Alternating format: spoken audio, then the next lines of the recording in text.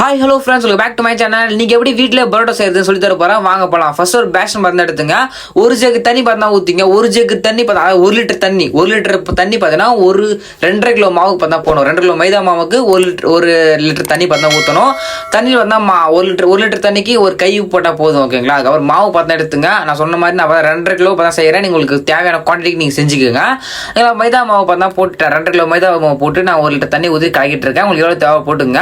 நல்லா போட்டு நான் பெருசு எண்ணெய் கூட தேவையில்ல. தண்ணி மட்டுமே போட்டு நல்லா உங்களுக்கு முடிஞ்ச அளவுக்கு பார்த்தா மாவை மிக்ஸ் பண்ணி கையில் மிக்ஸ் பண்ணுங்க. எவ்வளோ மிக்ஸ் பண்ணிங்க.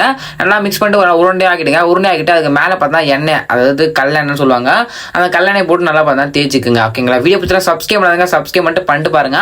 அதுக்கு நல்லா பார்த்தா தேய்ச்சிட்டு அதுக்கப்புறம் ஒரு பிளாஸ்டிக் கவர் இருந்துச்சு அப்படின்னா மேலே பார்த்தோன்னா போட்டுருங்க. இந்த மாதிரி பார்த்தோன்னா நல்லா காற்று வெளியே போகிற மாதிரி பார்த்தா நீங்கள் ஃபுல்லாக பார்த்தா கவர் பண்ணிடுங்க. பண்ணி முடிச்சிட்ட மாதிரி ஒரு 1 ஹவர் கழிச்சு திருப்பி எடுத்து உருண்டையை பார்த்தா பிடிச்சிங்க. கரெக்டாக பார்த்தா ஒரு கொஞ்சமாக பார்த்தோன்னா உருண்டை பார்த்தா பிடிச்சிங்க.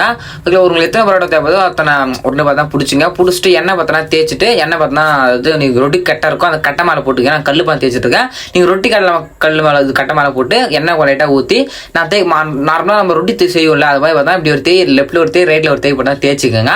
அதில் சிம்பிளாக இது பார்த்து கரெக்டாக பார்த்தா சூப்பராக பார்த்தா தேய்ச்சிங்க. தேய்ச்சி முடிச்சுட்டு நான் சொல்லி தர பாருங்க. இதே போல் ஒரு கையை பார்த்தா மடக்கி இந்த கையில் உள்ள வாங்கி கரெக்டாக வந்து இப்படி திருப்பி வரணும். உங்களுக்கு பார்த்து நினைக்கிறேன். நீங்கள் ரிவைண்ட் பண்ணி பாருங்க. இது போல் தான் பார்த்தா கரெக்டாக திருப்பி பார்த்தா தட்டணும். அப்படி தட்டினா மட்டும் போதும் உங்கள் பரோட்டா பார்த்தா பெருசாக வருது. நீங்களே பார்த்தா பார்த்துக்க முடியும். ஓகேங்களா? சிம்பிள் தான். இதே போல் நான் சொன்ன மாதிரி படுங்க. அப்புறம் லெஃப்ட் ஒரு மடி ரைட் ஒரு மடி 4 பக்கம் 4 மணி வச்சுங்க. ஓகேங்களா? சிம்பிள் தான். முடிஞ்சதை பார்த்தா அதுக்கப்புறம் தவாயில் பார்த்தா எண்ணெய் பார்த்தா ஊற்றிக்குங்க. ஓகேங்களா? ஊற்றிட்டு அதுக்கப்புறம் பரோட்டா பார்த்தா எடுத்து போட ஆரம்பிச்சிருங்க. ஓகேங்களா? இவ்வளோதான் சிம்பிள் மாதிரி தான் பரோட்டா செய்கிறது. ரொம்ப பெரிய ஒரு விஷயம்லாம் கிடையாது. அது எப்படி பொங்கி பார்த்தா சூப்பராக வருது அப்படின்றத மட்டும் பாருங்க. ஓகேங்களா? சரி, அங்கே முடிச்ச பார்த்தா அதுக்கு மேலே பார்த்தா எண்ணெய் ஃபஸ்ட்டு பார்த்தா இதுக்கு நிறைய எண்ணெய் தேவைப்படுது.